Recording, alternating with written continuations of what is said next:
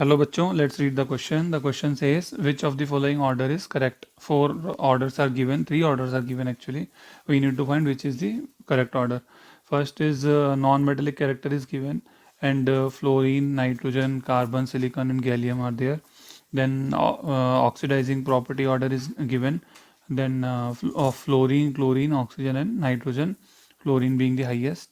And then in third option, electron affinity values are given, and the elements are carbon, silicon, phosphorus and nitrogen. And fourth option is that all of these are correct. तो बच्चों ये जो question है, ये question करने के लिए जो की कॉन्सेप्ट हमको पता होना चाहिए वो क्या है हमारा, हमको पता होना चाहिए about periodic properties. Periodic properties हमको पता होगी तो हम ये क्वेश्चन झट से कर लेंगे।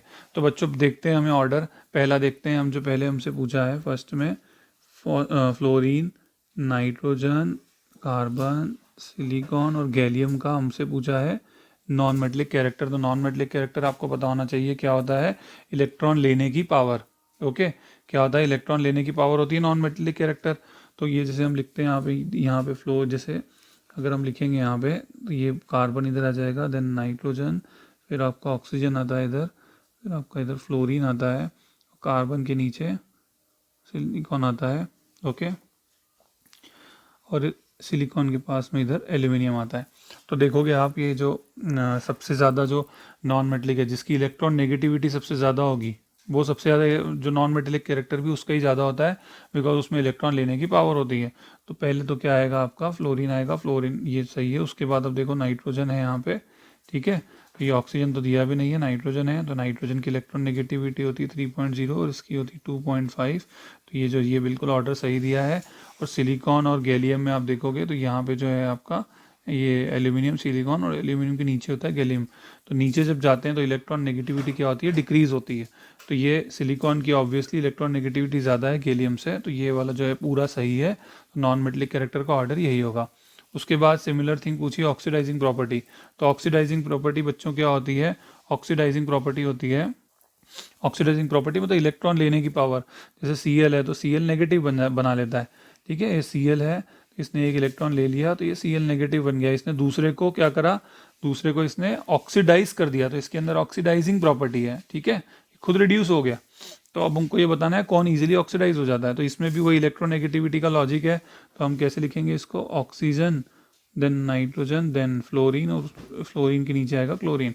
तो होना तो क्या चाहिए था ऑर्डर, ये होना चाहिए था फ्लोरीन, ठीक है, फिर फ्लोरीन के बाद आपका ये इधर नाइट्रोजन, सॉरी यहाँ पे नाइट्रोजन आएगा, नाइट्रोजन, ऑक्सीजन। तो यहाँ पे जो फ्लोरीन सबसे ज़्यादा जो है इलेक्ट्रोनेगेटिव है, तो फ्लोरीन जो नेगेटिव है वो जो इसकी सबसे ज़्यादा ऑक्सीडाइजिंग प्रॉपर्टी है, तो यहाँ फ्लोरीन तो सबसे पहले आएगा। उसके बाद जो है आप देखोगे यहाँ Cl है, ऑक्सीजन है, नाइट्रोजन है, तो आना चाहिए था ऑक्सीजन, लेकिन क्या आ गया, Cl आ गया। तो बिल्कुल वो सही भी है, क्यों, क्योंकि जो Cl है वो Cl नेगेटिव बहुत स्ट्रांग होता है, ठीक है। तो इसलिए क्या होता है यहाँ पे Cl उससे पहले आ जाएगा। उसके बाद आपका ऑक्सीजन आएगा और देन आपका आएगा नाइट्रोजन। तो ये भी जो ऑक्सीडाइजिंग प्रॉपर्टी है ये भी बिल्कुल सही है। उसके बाद जो आपका थर्ड है वो है आपका इलेक्ट्रॉन एफिनिटी की वैल्यू दी गई है। तो इलेक्ट्रॉन एफिनिटी वैल्यू के लिए हम एक बार वही पीरियोडिक ड्रॉ करते हैं एलिमेंट्स की पोजीशन। तो ये कार्बन है, उसके बाद नीचे सिलिकॉन आएगा, देन आपका नाइट्रोजन, आपका फिर फॉस्फोरस आएगा।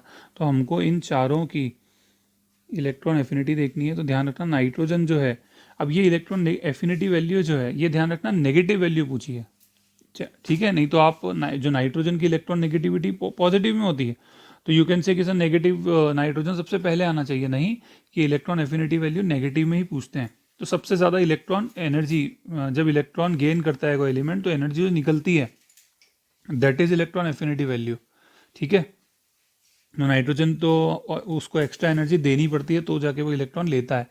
तो सबसे कम इलेक्ट्रॉन एफिनिटी नाइट्रोजन की ही है, तो नाइट्रोजन तो सबसे लास्ट में आएगा।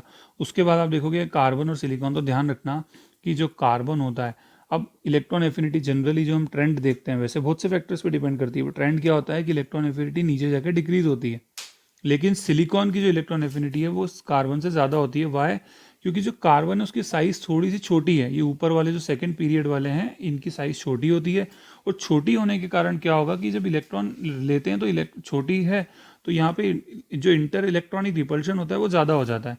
तो ज़्यादा होने के कारण जो एनर्जी इलेक्ट्रॉन इतनी ईजिली एक्सेप्ट नहीं कर पाता, तो वो एनर्जी निकलती नहीं है इतनी ज़्यादा। तो सिलिकॉन का जो इलेक्ट्रॉन एफिनिटी है वो कार्बन से ज़्यादा होता है। ठीक है, तो सबसे ज़्यादा किसकी हो गई, सिलिकॉन की। उसके बाद जो आपका कौन आएगा, उसके बाद आपका आएगा कार्बन, और उसके बाद जो आपका आएगा फॉस्फोरस आएगा। ठीक है, तो ये, और उसके बाद आखिरी में आएगा नाइट्रोजन। तो यहाँ पे भी यही लिखा हुआ है, देखो आप इसको थोड़ा सा घुमा के लिखा हुआ है, कंफ्यूज मत होना आप। सिलिकॉन की सबसे ज़्यादा बताई हुई है। ठीक है, तो all the 3 options are correct, the correct answer is D. Hope you all understand, best of luck.